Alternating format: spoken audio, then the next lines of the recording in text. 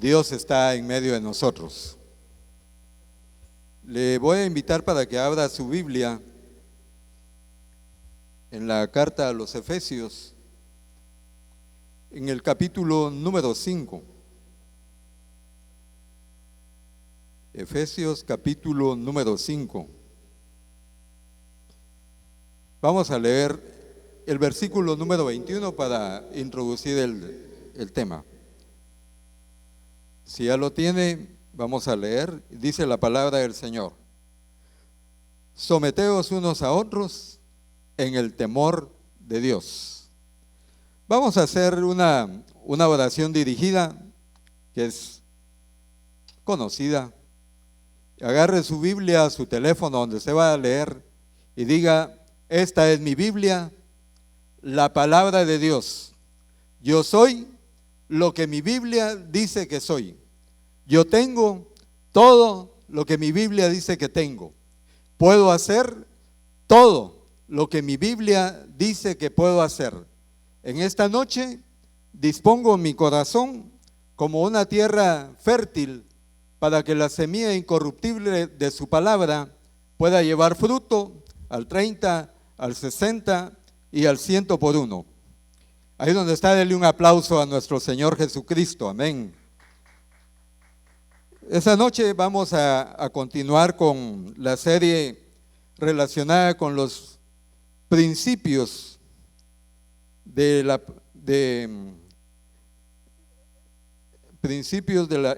palabra del Señor. Y hoy nos toca a seguir con el principio número 4, que es responsabilidad con la familia. Y dentro de esos temas tenemos el orden divino en el hogar. El orden divino en el hogar. Y hablar de la familia, obviamente que siempre va a ser un punto muy importante, ya que la familia es el núcleo de las relaciones interfamiliares y obviamente que de ellos determina una fortaleza para la sociedad y obviamente para la iglesia. Y para hablar de familia, entonces vamos a tener algunas consideraciones, y yo le invito para que vaya al libro de Génesis. Siempre deje un apartado ahí en la carta a los Efesios, y vamos a Génesis en el capítulo número 1, porque vamos a ver que la familia es un diseño de Dios. Dios es el creador de la familia. Génesis capítulo número 1, versículo 27, dice la palabra del Señor: y creó Dios al hombre a su imagen, a imagen de Dios lo creó, varón y hembra los creó. Y los bendijo Dios y les dijo: fructificad y multiplicaos, llenad la tierra, sojuzgadla y señoread en los peces del mar, en las aves de los cielos y en todas las bestias que se mueven sobre la tierra. Aquí podemos ver entonces que cuando Dios creó al ser humano, al hombre, dice varón y hembra los creó. Y eso quiere decir que obviamente hay diferencias entre el hombre y la mujer en cuanto al físico, en cuanto a las emociones, porque cada uno fue creado con un propósito, para cumplir el propósito de Dios de sojuzgar la tierra, de dominar, de señorear, de dirigir, tanto el hombre como la mujer, aunque cada uno tiene sus propias funciones, y por eso es de que somos diferentes. Fuimos creados con capacidades diferentes para cumplir las funciones que nos toca, para cumplir con el propósito divino. Y es de que las características del hombre y la mujer siempre son complementarias, porque así los creó Dios, así nos creó Dios para poder ser óptimos, para ser excelentes, para cumplir la tarea que el Señor nos dio, la tarea de sojuzgar, de dirigir, de liderar aquí en la tierra. Porque en el propósito divino está que la familia sea ese núcleo, un núcleo en donde las capacidades sean exponenciadas. Es lo que se llama como la sinergia. La sinergia es el resultado de unir fuerzas diferentes y a la hora de sumar los puntos diferentes, el resultado va a ser mucho más grande que si cada uno operara por sí mismo. Hay un aforismo que dice: 1 y 1 hacen 3. Y esto ha sido explotado por la industria moderna. Es lo que ahora, por ejemplo, trabajan los grupos pequeños para poder realizar mejores trabajos. Hacen equipos de trabajo, digamos, en una producción de automóviles, hacen pequeñas paradas de trabajo en donde actúan 2, 3, 5 personas, y se ha comprobado que el trabajo que se hace es mucho más positivo, sale mucho más energizado, se aprovechan mejor los valores, las cualidades, las virtudes de cada trabajador. Eso es, por ejemplo, si usted puede levantar 100 libras, pero el otro puede levantar solo 50, pero a la hora de hacer la tarea, si se sumaran los dos resultados, serían 150 libras, 100 y 50. Pero cuando se trabaja conjuntamente, cuando se hace en equipo, entonces el trabajo sale multiplicado, sale mucho más grande. Por ejemplo, si dos individualmente levantan 150 libras, cuando lo hacen juntos, pueden levantar, qué sé yo, 250, 225 libras.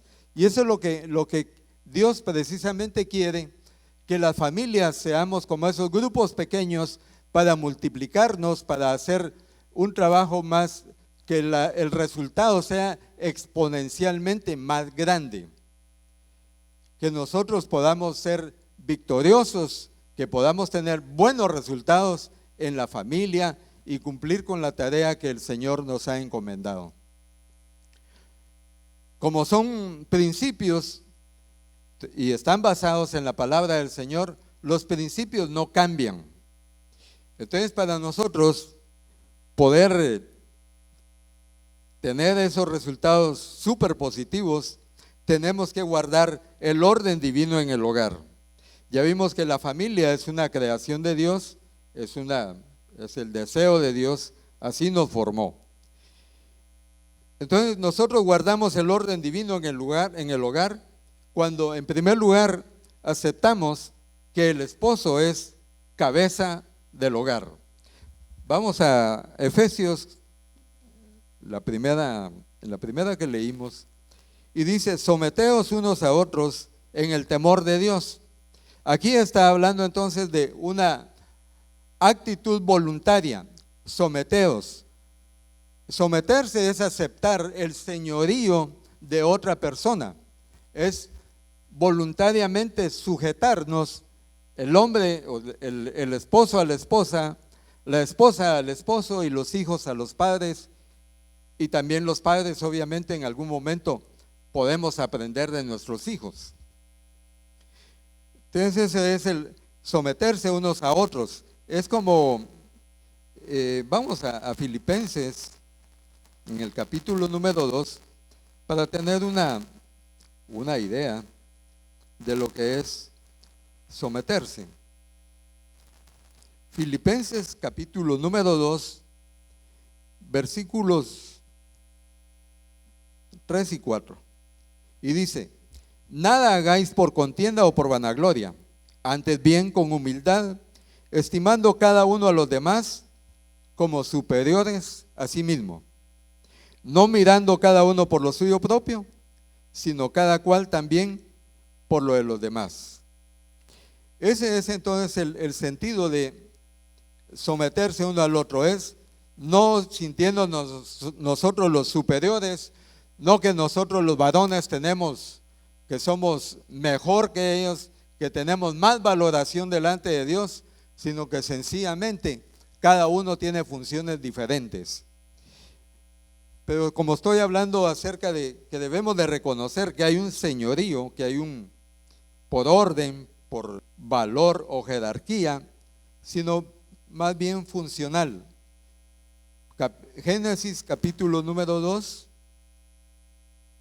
vamos a estar leyendo en Efesios y en Génesis. Génesis capítulo número 2, versículo 15, dice la palabra del Señor. Tomó pues Jehová Dios al hombre y lo puso en el huerto de Edén, para que lo labrara y lo guardase, no para que lo labraran y lo guardaran. Y mandó Jehová Dios al hombre diciendo: de todo árbol del huerto podrás comer, mas del árbol de la ciencia del bien y del mal no comerás, porque el día que de él comieres, ciertamente morirás. Entonces aquí podemos ver que el llamado a guardar, a cuidar, a proteger, a cultivar el huerto le fue dado al hombre, al varón. Porque hasta más adelante vemos que dice la Escritura que vio Dios que no era bueno que el hombre estuviera solo, y entonces por eso dijo: le haré ayuda idónea. La ayuda idónea es para, pues obviamente para ayudar, para apoyar, para echar la mano en una visión, en una misión que Dios ya nos ha dado a todos, a las familias, nos ha dado esa misión. Entonces, y en Efesios capítulo 5, versículo 23 dice: porque el marido es cabeza de la mujer, así como Cristo es cabeza de la iglesia, la cual es su cuerpo y Él es su Salvador. Hay un orden divino que no importa lo que diga la sociedad, no importa lo que diga la filosofía, no importa lo que diga el feminismo, no importa lo que digan las demás corrientes filosóficas. Hay un orden divino establecido por Dios, hay un orden. No es otra vez de que el hombre va a ser un tirano en su casa, sino que se debe de respetar esa jerarquía, simplemente por orden. Aquí en la iglesia hay un orden, está el pastor general, están los pastores asistentes, está el liderazgo, porque tiene que haber un orden. No pueden haber dos visiones, no pueden haber dos puntos de vista, porque entonces sería una doble visión, una división. Por eso es de que el Señor establece entonces en primer lugar que hay un orden establecido, y es el varón el que debe de ejercer ese liderazgo en su casa. Sigamos leyendo ahora en el versículo 25, Efesios 5, 25 dice: maridos, estamos viendo cómo mantener el orden divino en el hogar. Y guardamos el orden divino entonces cuando el hombre ama a su esposa. Dice: maridos, amad a vuestras mujeres. ¿Y de qué manera? Así como Cristo amó a la iglesia y se entregó a sí mismo por ella, para santificarla, habiéndola purificado en el lavamiento del agua por la palabra, a fin de presentársela a sí mismo una iglesia gloriosa, que no tuviese mancha, ni arruga, ni cosa semejante, sino que fuese santa y sin mancha. Así también los maridos deben amar a sus mujeres como a sus mismos cuerpos. El que ama a su mujer, a sí mismo se ama. Porque nadie aborreció jamás a su propia carne, sino que la sustenta y la cuida, como también Cristo a la iglesia. Porque somos miembros de su cuerpo, de su carne y de sus huesos. Por esto dejará el hombre a su padre y a su madre, y se unirá a su mujer, y los dos serán una sola carne. Aquí entonces podemos ver que Dios llama al varón, al esposo, a amar a su esposa. Y ese verbo en cuando dice, por ejemplo, Dios es amor, o en Primera de Corintios capítulo 13, creo, donde habla de que el amor es sufrido, el amor es benigno, todo lo sufre, todo lo soporta. Está hablando de esa palabra ágape.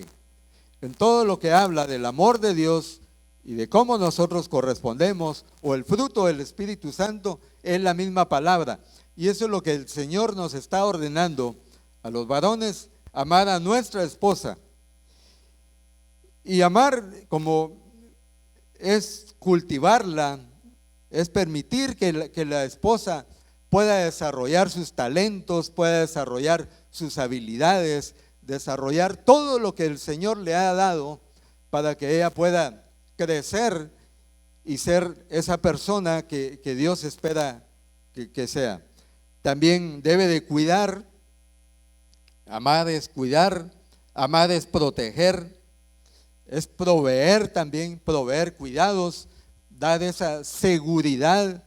La esposa necesita esa seguridad en el matrimonio, necesita saber que puede confiar en su esposo, que puede confiar su corazón, que le puede abrir sus sentimientos, sus emociones, porque sabe que va a estar bien cuidada. Por eso las señoritas solteras deben de pensar bien antes de casarse si esa persona con la que piensan unirse en matrimonio va a ser una persona que las pueda cultivar, que las pueda cuidar, que las pueda proteger, que les pueda proveer. Y cuando hablamos de proveer, no estamos hablando solamente de dinero, no estamos hablando de eso, porque se puede casar con un hijo de papi millonario y el cuatillo le puede salir igual que Naval, ¿verdad? Que era un tipo grosero, que era un tipo muy duro, y entonces por eso es de que hay que tener cuidado antes de elegir. Y los varones solteros también deben de fijarse bien a quién le van a dar su apellido, a quién se van a comprometer a amar, a cuidar, a proteger por toda la vida, porque este es un compromiso para toda la vida. Si la señorita con la que tú estás pensando formalizar tu vida, esa señorita que no le gusta venir a la iglesia, que es desobediente a los padres, que debe de pensar muy bien si esa es la clase de compañera que quieres para realizar tu vida matrimonial, tu vida de familia. Hay muchos aspectos que podría yo mencionar acerca de lo que es amar a la esposa, pero les voy a contar una historia, y esta historia se llama de la mujer de las 9 vacas. Esta historia se desarrolla, bueno, incluso hay una película, creo, en una de las islas del Pacífico Sur, donde está Hawái, Samoa, perdón. No sé si vieron ustedes la película, ay, se me fue el nombre de esta niña. Y entonces los samoanos son esos hombres, unos grandotones que están bien tatuados. Pues dice la historia de que un barco atracó en una de esas islas y se bajaron 2 compañeros, 2 marineros, y uno de ellos vio a una joven que estaba lavando ropa, pero ella no tenía mayor atractivo físico, y él empezó a hablar, le empezó a preguntar su nombre, quiso entablar una amistad, pero ella no le contestaba absolutamente nada. Y el amigo dice que le decía: ¿y para qué estás perdiendo el tiempo con esa cita? No tiene nada bonito, ¿eh? Mejor vamos, mira, ya están las otras chicas. Pero él insistía hasta que al fin la señorita le dijo que ella no podía hablar con ningún extraño a menos de que se pensara casar con ella. Y entonces él le dijo: pues vamos a la casa de tu padre, le dice. Y van, y le dijo el papá: bueno, aquí la costumbre es de que si tú te quieres casar con ella, hay que dar una dote. Hay, si las más bonitas, las más agraciadas, por ella se da 9 vacas, pero si no está tan bonita, puedes dar 6. Ahora está mi hija, esa vale 3 vacas, le dice. Entonces el hombre dice, bueno, yo le voy a dar 9 vacas por ella, le dice. Y el amigo le decía, pero qué tonto ¿verdad? Si esa no tiene nada. Bueno, él dio las 9 vacas, se casó con ella, y se fue el barco y él se quedó en la isla y el amigo pues se fue, continuó su trabajo, su vida. Y siempre andaba pensando en él y decía, ¿cómo le irá ido a mi amigo con aquella su fea que compró? Pues dice que llegó el tiempo, pasados los años, y se dio que el barco en el que él andaba pudo atracar en esa isla. Y se bajó, pero cuando se bajó iba así como una carroza, ¿va? Y en la carroza iba una chica muy linda, muy segura de sí misma, una persona muy especial. Y aquel averiguó dónde estaba el amigo y fue y lo encontró y le dice, oye, le dice, ¿y tu esposa? Le dice, pues hoy es su cumpleaños, le dijo, es la que viste que llevaban en una carroza, le dice. Pero entonces, ¿qué cambiaste de esposa? Le dice, porque la que iba ahí es una mujer muy linda, le dice. No, le dice, lo que pasa es de que yo a mi esposa es la misma, dice, solo que como yo pagué 9 vacas por ella, la amé como a una mujer de 9 vacas, la respeté como a una mujer de 9 vacas, la traté como a una mujer de 9 vacas y ahora ella, el resultado es que se porta como una mujer de 9 vacas. La esposa que Dios te ha dado no vale 9 vacas. La esposa que Dios te dio vale la sangre de Cristo y por eso se merece todo el honor, todo el amor, todo el respeto del mundo, porque ella es tu esposa y vas a tener, de acuerdo a lo que tú le des, de acuerdo a cómo tú la trates, ese es el resultado que vas a tener, una de 9 vacas o una de 3 vacas, porque a veces nosotros, los varones, somos muy groseros, somos insensibles muchas veces para tratar a la esposa. Por eso es de que en la primera carta del apóstol Pedro dice que debemos de tratar a la mujer como a vaso más frágil. Otra cuestión que nosotros podemos hacer, que guardamos el orden divino, es cuando la mujer respeta a su marido. A veces cuesta, ¿verdad? Un poco. Ya que a causa de la caída del hombre, el orden divino se deterioró. Y en Génesis capítulo 3, versículo 16, ya donde ya cada uno está recibiendo la sentencia a causa del pecado cometido, a causa de la caída. Dentro de las cosas que le dice a la mujer, aumentaré los dolores de tu parto. No es de que antes no doliera, sino que ahora duele mucho más, ¿verdad? Esa es una de las consecuencias. Y dice, tú tratarás de controlar a tu marido, pero él te dominará. Ese es un problema que se da especialmente al principio del matrimonio, que cada uno va tratando de a ver quién es el que va a dominar, pero algunos a veces pasan 10 años, 15 años, 20 años y no se define, porque es una estrategia del diablo, porque el diablo sabe que si el matrimonio está bien fortalecido, está bien unido, donde se complementan el uno al otro, esa familia es invencible, esa familia va a trascender, es una familia que va a ser ejemplar, es una familia en la cual va a haber alegría. Pero como el diablo sabía entonces que no podría derrotarlos estando ellos unidos, pues va y pone una división, ¿verdad? Pone división, pone contienda, como decía el emperador romano Julio César, divide y vencerás. Una mujer respeta a su marido, que respeta a su marido, se sujeta, lo hace voluntariamente. Ese sujetar es la misma palabra someterse. Lo hace voluntariamente. El esposo no tiene que dominarla, no tiene que sujetarla, no necesita hacerlo por la fuerza, sino que se espera que ella misma lo haga.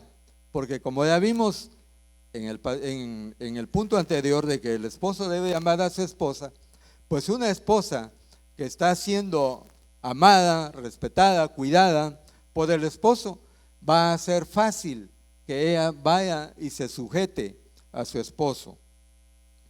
Entonces, la esposa que trata de respetar a su esposo, pues se va a sujetar a él.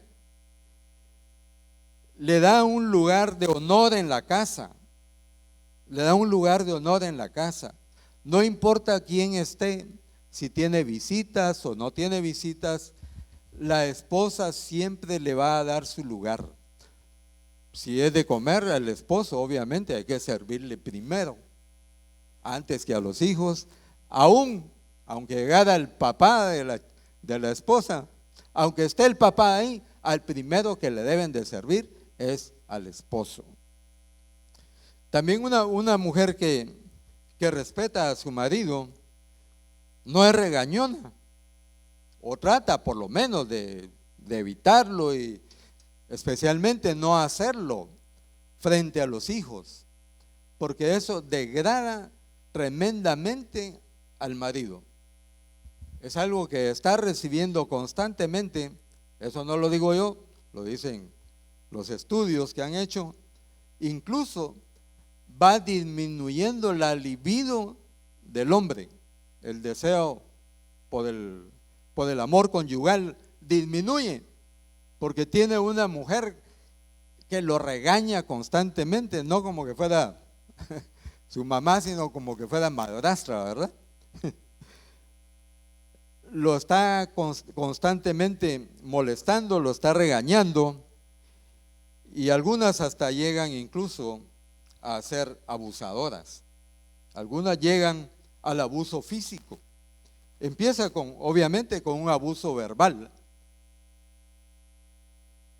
disminuyendo el trabajo que el hombre hace, especialmente a veces cuando la esposa ha tenido la oportunidad de seguir estudiando, de crecer. Nosotros hemos visto algunos casos aquí en la iglesia, en el cual lo que debería haber sido de bendición, que la esposa va y se supera intelectualmente, eso a veces viene a disminuir ese respeto, esa admiración hacia el esposo. Una vez dijo: ay, es que lo que pasa es de que como ahora yo ya abrí los ojos, dijo, ya estaba viendo disminuido al esposo, y porque como todo empieza con pensamientos, después sigue con palabras, porque el poder y la muerte, la vida y la muerte están en el poder de la lengua. Y dice: y todo aquel que ama el hablar, comerá de sus frutos. Entonces es necesario que la esposa sea muy prudente a la hora de tratar al esposo. Dice que, bueno, en los datos que yo leí, porque ya más no me recuerdo de qué año eran, pero dice que 2 de cada 10 denuncias de violencia familiar es en contra de los varones. 2 de cada 10 denuncias de violencia intrafamiliar es contra los varones. O sea que estamos hablando de un 80%, creo. Y dicen los estudios que esos hombres abusados son los que crecieron en un hogar donde la que llevaba los pantalones, la que mandaba, la que maltrataba, la que era agresiva con el papá, esos son los que después sufren violencia intrafamiliar. Antes decían las señoras, como hay mamás que a veces acostumbran a pegarle en la cara a los hijos o a las hijas, Decía, no le peguen la cara al niño, decía, porque si no después cuando tenga a su mujer, también la mujer le va a pegar, decía. Y según esos estudios, es probable que así sea, ¿verdad? Que hombres que han crecido en hogares así muy matriarcales puedan sufrir ese abuso después. Entonces nosotros debemos de cuidar a nuestros hijos para que pues el orden divino se mantenga. No importa, como les decía, quién esté, el hombre, el esposo siempre va a recibir ese lugar de honor, porque al final, dice la Escritura, por tanto, dejará al hombre a su padre y a su madre, y se unirá a su mujer, y serán una sola carne. Entonces, ya vimos que para mantener el orden divino y recibir toda la bendición que Dios tiene para nosotros como familia, en primer lugar debemos de aceptar que el esposo es cabeza del hogar. No hay dos cabezas, solo uno. Número dos, que guardamos el orden divino cuando el hombre, el esposo, ama a la esposa. Número tres, vimos que guardamos el orden divino cuando la mujer respeta a su marido. Y ya vimos algunos puntos de cómo la mujer respeta al esposo. Número 4 dice, guardamos el orden divino cuando los hijos obedecen y honran a sus padres. Vamos a Efesios capítulo 6. Estamos en Efesios capítulo 6, versículos del 1 al 3.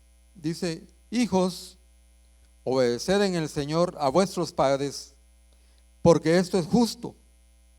Honra a tu padre y a tu madre, que es el primer mandamiento con promesa, para que te vaya bien y seas de larga vida sobre la tierra. Yo siento que con los hijos no hay mayor problema, ¿verdad? Que los hijos siempre van a tender a obedecer a los papás. Yo solamente les diría que, como dice la Escritura, no menosprecien los consejos de los padres. No importa si usted ya está en la universidad, no importa si está sacando una maestría, un doctorado. Yo diría, extrapolando un poco, así como dice en 1 Corintios capítulo 4, versículos 14 al 16, el apóstol Pablo como que había estado siendo un poco menospreciado por los miembros de la iglesia de Corinto. Y entonces él les dice, miren ustedes, les dice, ustedes pueden tener 10,000 maestros en Cristo Jesús, pero solo un padre espiritual. Y en Cristo Jesús, porque yo les compartí a ustedes el evangelio por primera vez, entonces yo soy el padre espiritual de ustedes. Algo así podrían decir los papás, ¿verdad? No importa si el papá apenas estudió primaria o nada, o tiene básico, o diversificado, y el hijo ya está en niveles académicos más elevados. Queridos jóvenes, solteros, hijos, ustedes pueden tener 10,000 maestros, pueden tener maestros de filosofía, de física, de matemática, de lo más elevado que ustedes quieran, pero solamente van a tener un padre nada más. Nadie lo puede cambiar, nada lo puede cambiar. Solo uno van a tener para toda la vida. Y se debe de respetar, como dice el apóstol Pablo, así que les ruego que me imiten. Diría yo que los papás les están diciendo, así que te ruego que me obedezcas, que me respetes. Honra a tu padre y a tu madre, es un mandamiento que tiene promesa. Dice el Espíritu Santo, es el primer mandamiento con promesa. Honrar a los padres, respetarlos, trae una gran bendición para ustedes, para los que todavía tienen papá, mamá.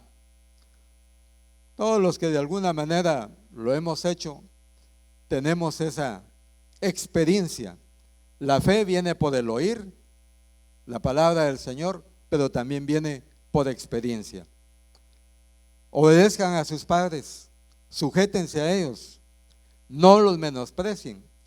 Aunque el papá no tenga estudios académicos, siempre va a tener una palabra de sabiduría para ustedes. Siempre, siempre, siempre, siempre.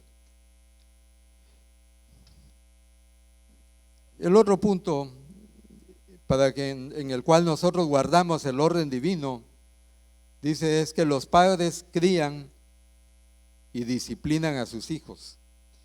Efesios 6:4 dice, y vosotros padres, no provoquéis a ira a vuestros hijos, sino criadlos en disciplina y amonestación del Señor. Criarlos en disciplina y amonestación del Señor. Aquí hay bueno, la educación, la disciplina, eso va dependiendo más que todo a veces de la edad, ¿verdad? Aunque para disciplinar a los hijos siempre hay que empezar temprano. Siempre se empieza temprano. Al doctor Dobson, no sé si ustedes han escuchado el programa Un enfoque a la familia. Él fue el que empezó con ese programa. Una persona le pregunta, doctor Dobson, ¿a los cuántos años puedo empezar a educar a mi niño? Le dice. ¿Cuántos años tiene su niño? 4 años, le dice. Ya es demasiado tarde para empezarle. Ya lo debería haber educado. Entonces, aquí dice que hay que disciplinarlos. En Colosenses capítulo 3 dice que no hay que provocarlos a ira, porque aquí se dan los dos extremos, ¿verdad? Hay unos padres que muy permisivos y hay otros que muy drásticos, muy duros, que simplemente están todo el tiempo viendo lo malo, machacando, exigiendo, y no son flexibles a veces para tratar. En general a los niños se les empieza a educar, no sé, desde que empiezan a caminar, ¿no? Con actos de disciplina, por ejemplo, mire nene, nena, aquí está el canasto para la ropa sucia, el nene lleva su ropita sucia al canasto y así va incrementando con las actividades, responsabilidades que debe de tener. Eso es una disciplina. Obviamente la corrección, o sea, la disciplina correctiva, el castigo físico, también es necesario. Dice la Escritura, el que detiene el castigo de su hijo, lo aborrece. En cambio, el que lo disciplina, ese hijo le va a dar descanso. Cuando uno educa a sus hijos desde pequeños y de vez en cuando les va dando sus buenas tundas, ¿verdad? Cuando es necesario, pues esos van a crecer ahí sin mayor problema, ¿verdad?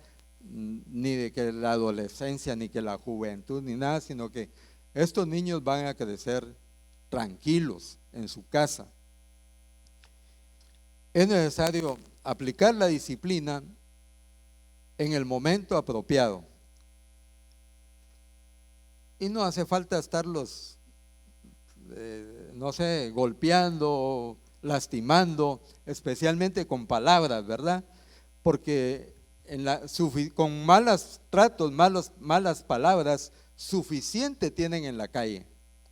Más que suficiente. Y dice que por cada palabra negativa que reciben en la calle, se necesitan por lo menos 10 palabras positivas de los padres en el hogar para borrar esas 10 palabras, esa palabra negativa. 10 palabras para borrar una negativa. Pero si vienen lastimados, vienen bulineados del colegio, de la escuela, y uno todavía los recibe porque así me trataron a mí, entonces lo que estamos haciendo es reprimiendo a esos niños y de repente impidiéndoles que ellos desarrollen todo su potencial. Cuando usted castigue a su hijo, usted dígale por qué lo está haciendo. Mi papá fue un hombre sin educación formal, él no fue a la escuela, aprendió a leer y a escribir, ahí sigue por su propio esfuerzo. Pero él cuando me corrigió siempre tuvo eso que decían antes, en una mano el pan y en la otra el palo, ¿eh? No sé cómo, algo así. A mí en una oportunidad, una de las oportunidades, ¿no? Unas 3 veces tal vez me pegó, pero me dejaba hasta con calentura. Y es de que, bueno, una de esas veces fue para corregirme el asunto de la mentira, ¿verdad? Yo tenía esa tendencia a ser mero mentirosín. Y en una oportunidad me pegó una buena cinchaseada, me dejó marcado, me dejó con calentura. Y me dijo, te pegué no por lo que hiciste, sino te pegué por mentiroso. Si vos me hubieras dicho lo que habías hecho, no te hubiera pegado. Pero como me mentiste, por eso te pegué. Y cada vez que me mintas, lo mismo te va a pasar. La verdad es que sí corrigió esa mala actitud que estaba empezando a crecer en mí. Yo tenía unos 9, 10 años tal vez. Entonces es necesario aplicar el castigo para corregir malas actitudes. Ahora se da otro asunto también de que a veces los hijos o ya están muy grandes o uno como padre ya quebró, rompió esa relación de padres e hijos. Entonces, ¿qué se puede hacer ahí? Lo que podemos hacer es confiar en la bendita palabra de Dios. Y recordemos que la palabra dice, cree en el Señor Jesucristo y serás salvo tú y toda tu casa. La simiente del justo no se perderá. Tenemos que tomarnos de las promesas de Dios y empezar a dedicarles tiempo a los hijos. Miren ustedes a los adolescentes, a ellos les encanta platicar con uno. A los adolescentes les encanta platicar con el papá, con la mamá, siempre y cuando se les dé la apertura, el respeto, la atención, el cuidado, porque no basta de uno con el teléfono, sí, ajá, sí, sí, sí, sí. No. Entonces debemos de tener ese equilibrio, darles tiempo de calidad. Un tiempo de calidad siempre es necesario para mostrar ese afecto, ese amor. Y por supuesto, esto es un trabajo del Espíritu Santo, porque dice la Escritura que Él hará volver el corazón de los padres hacia los hijos y el corazón de los hijos hacia los padres. Nunca es demasiado tarde para restaurar las relaciones perdidas o las relaciones lastimadas, mejor dicho. ¿Cómo se llama este joven? La voz líder de ese grupo Miel San Marcos, Josué creo que se llama, ¿verdad? Josué Morales, creo. Él cuenta en su testimonio, no sé, yo creo que la mayoría ya lo hemos escuchado, que él, a pesar de haber obviamente crecido en un hogar cristiano, sin embargo se desvió, entró a la universidad y se descontroló y empezó a beber. Dice que cuando llegaba bien jalado a su casa, el papá nunca lo recibió maltratándolo, sí, desgraciado, borracho, aquí y allá, por aquí, sino que siempre le decía, pase adelante, siervo del Señor, pase adelante, adorador del Señor, porque nosotros con palabras levantamos a nuestros hijos, a nuestra gente, a la esposa, al esposo, y asimismo con palabras también podemos lastimarlos, podemos herirlos de tal manera que nosotros a veces ya es casi imposible rescatar las relaciones. Todo esto que hemos hablado de que sujetarse, de que la mujer respete, que el hombre ame a la mujer, que los hijos obedezcan, algunos le llaman que es una utopía. La utopía fue un término que digamos así, inventado, ¿verdad? Creado por un teólogo humanista en 1516 más o menos, que escribió una obra que se llama así precisamente Utopía, y habla de una isla que está solamente en la imaginación de él, pero que es una isla donde hay justicia, hay bienaventuranza, donde todos los habitantes de esa isla viven felices, viven realizados. Ahora, por eso es de que esa palabra utopía a veces es como se llama, como burlada, ¿verdad? Cuando hay algo que simplemente no va, se dice, esa es una utopía. La vida cristiana, no, todo eso que hablaron ahí de las relaciones familiares, de restablecer el orden divino, esa es una utopía, eso no se puede hacer. Eso es como nosotros tener la utopía para nosotros es como la esperanza en el Señor. Y hay un poema, a ver si me recuerdo un poco, habla de la utopía y dice: la vi en el horizonte y caminé 2 pasos hacia ella, pero ella se hizo 2 pasos para atrás. Caminé otros 3 pasos hacia adelante y ella caminó muchos pasos más para atrás. Entonces dice, entonces ¿de qué sirve? ¿De qué sirve la esperanza?